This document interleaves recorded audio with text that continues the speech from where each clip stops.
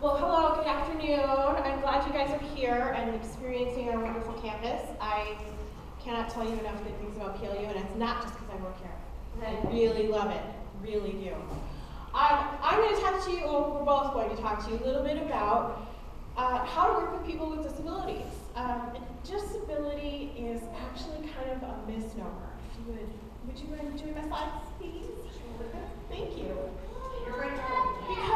Just because you have a disability doesn't mean that you are not able to do something. There's a variety of categories of them. As Tomas said, he knows somebody with a physical disability. These are more of the common, broad categories of disabilities. However, just because you have one doesn't mean you can't do something. I like to refer to them more as a different ability. Okay? So if you have something that you are struggling with, say, in this case, we're going to be focusing on a learning disability just because it's one that is easier to demonstrate in a PowerPoint, and it's also something that more people have understood a little bit about. So the learning disability that we're going to talk about is dyslexia. If you want to switch. But here's a perception check of how people, reframe how you may think about people with disabilities. Most of them are actually invisible.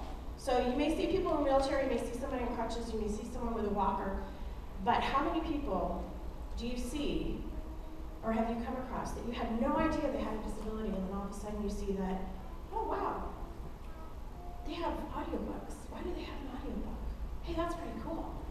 Oh yeah, I'm dyslexic. Or, oh yeah, I have ADHD. And, oh, really? So, but you never know who that is. You never know who that may be. And a disability is something that somebody experiences. It doesn't make a change in who you are. You are you. That is something that changes how you have to approach the world and how you interact with learning. But you're not, oh, I'm sorry, hi, nice to meet you. You must be Miss Dyslexic. How are you? That's not how it works. Okay, we need to remember that. Look past and learn the person. Like Tomas's friend. You learn the person, you don't look at the wheelchair, you know? As I said, being differently abled is how I prefer to look at it. I have a son, as was discussed in my introduction, with multiple disabilities.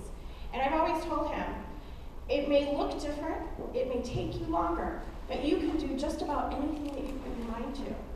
And he was given a prognosis of never being able to walk, talk, crawl, sit up, stand, run, swing, slide. And lo and behold, he started school 2 years, full 2 years behind, at 3 years old. And now he is grade level. He has an IEP, which is an individualized education plan for the K-12 system. But he's in all general ed classes. He graduated from all of his therapies. He can walk, talk, stand, sit up, crawl, all of that. He can do 99% of the things they told him that he would never be able to do because he refused to believe it, I refused to believe it, and we figured out ways to get around it, which is what an accommodation is. So when you hear us talk about in the field, if you hear us talk about accommodations or a letter of accommodation where we notify faculty of what accommodations are appropriate in a classroom, that's what it is. It's simply a way to work with the issues that someone is struggling with to help them get access to the same abilities that you have in order to